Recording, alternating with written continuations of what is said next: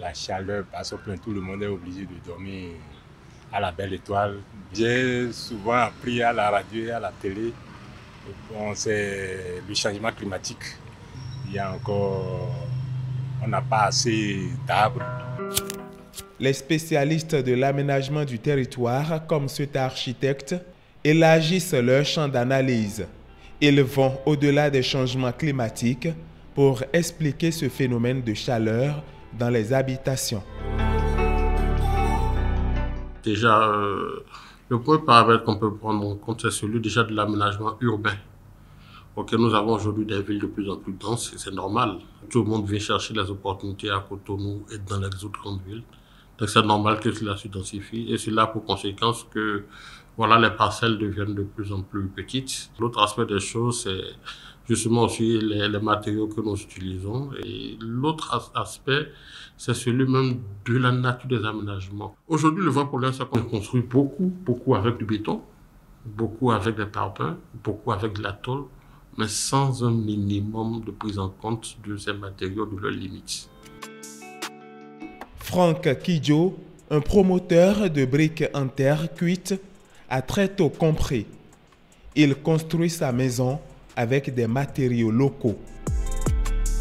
Ce qui existe depuis 400 ans avant Jésus-Christ, qui est la terre cuite, que nous voyons ici, et qui a fait ses preuves, parce que nous avons aujourd'hui des églises baroques, des églises partout en Europe du 16e, du 17e siècle, où vous ne voyez même pas, même quand il fait chaud, vous rentrez dans une église en Europe, en plein Cagnac en été, il fait très frais à l'intérieur.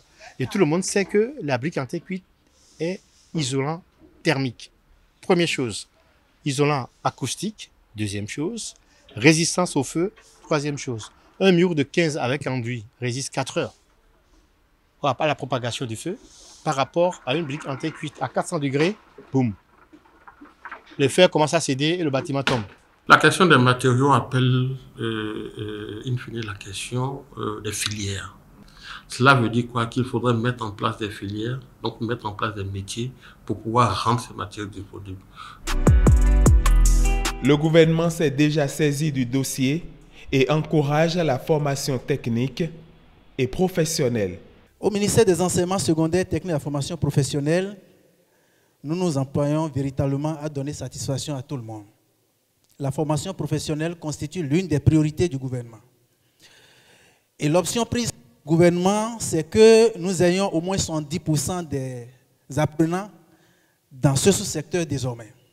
À part les matériaux, il faut prendre en compte d'autres paramètres pour une bonne aération. En général, dans un pays comme chez nous ici, où il fait chaud, il faut que les douches, les fenêtres des douches soient ou bien à l'est ou à l'ouest. Pour que lorsqu'on ouvre en journée, quand on a fini de prendre sa douche pour aérer, le soleil pénètre dedans. Ça tue les microbes, ça sèche et ça rend l'environnement sain. Première chose.